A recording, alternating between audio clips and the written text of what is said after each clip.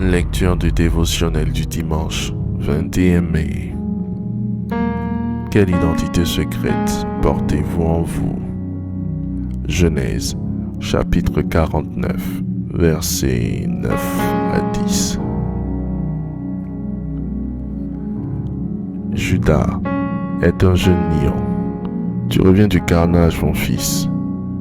Il ploie les genoux. Il se couche comme un lion, comme une lionne qui le fera lever.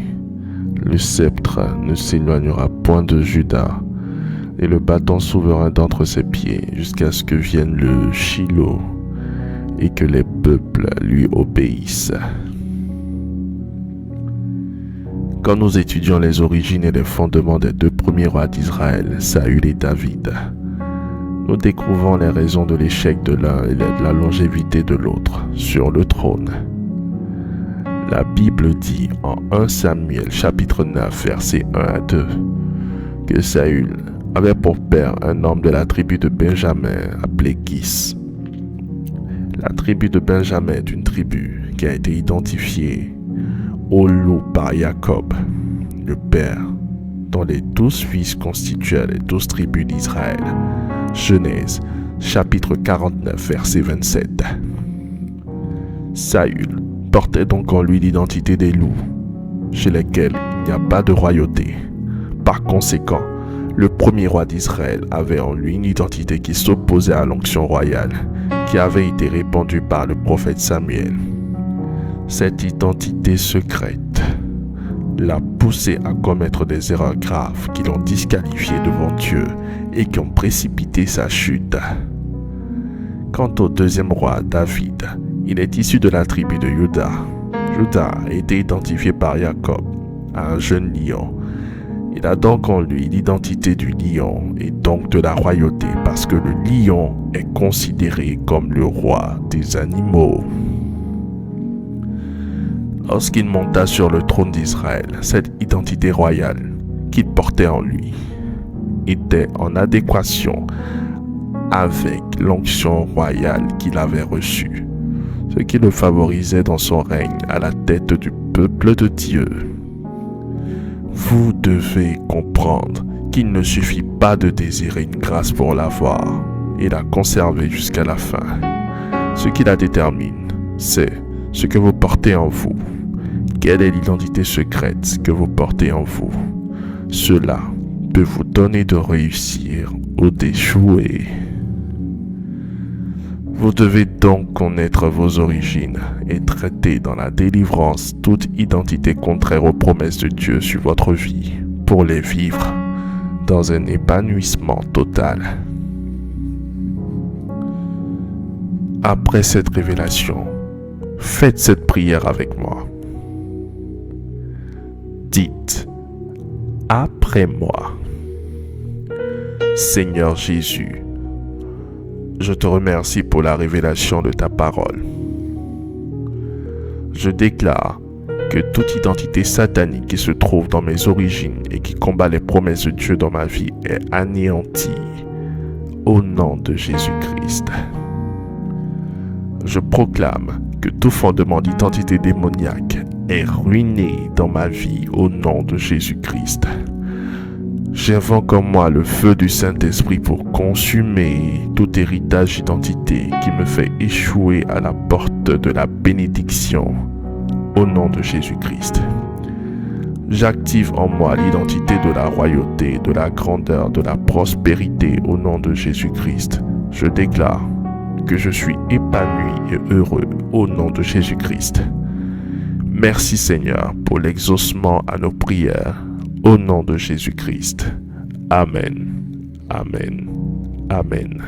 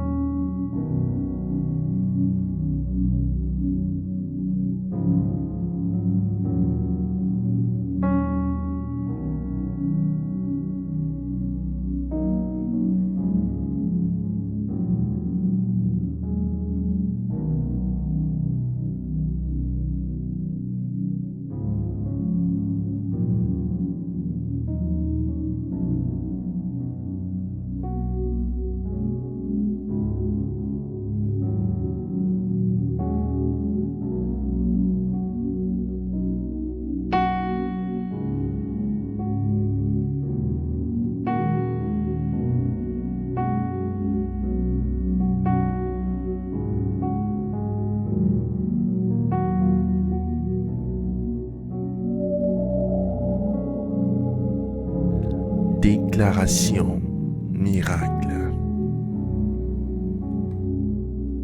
Le dévotionnel de prière est disponible au sein de l'église Ambassade des Miracles à Abidjan, Cocody, 2 Plateaux, Carrefour Duncan, près de la Seuilly, route du Zoo.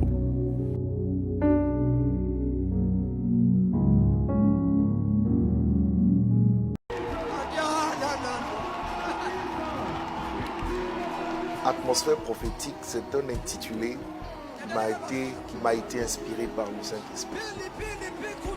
Tu sais, je suis un passionné de l'évangélisation et il y a 24 ans que j'annonce Christ et naturellement il m'arrivait de développer des campagnes d'évangélisation jusque 10 ans en arrière où sous l'inspiration du Saint-Esprit on a décidé de formaliser cette évangélisation en lui donnant un intitulé qui nous a été inspiré, tout simplement l'expression atmosphère prophétique.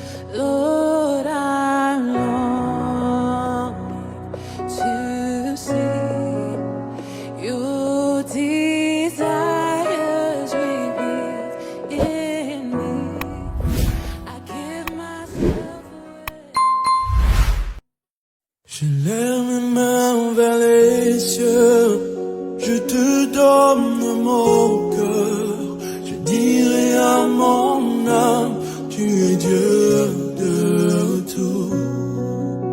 Même si les mers se déchaînent, tu parles et tu les calmes.